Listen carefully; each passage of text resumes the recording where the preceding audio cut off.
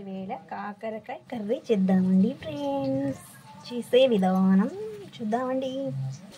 Onions వేసుకుందామండి, వెరైటీగా చేద్దామండి, సూపర్ ఉంటాయి.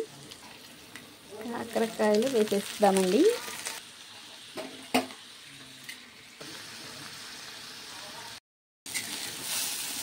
పొట్టల్ని పౌడర్ వేసుకుని కొద్దిగా వేసేసి ఇలా చేయాలి. కాకరకాయ కర్రీ రెడీ అయిపోతుంది.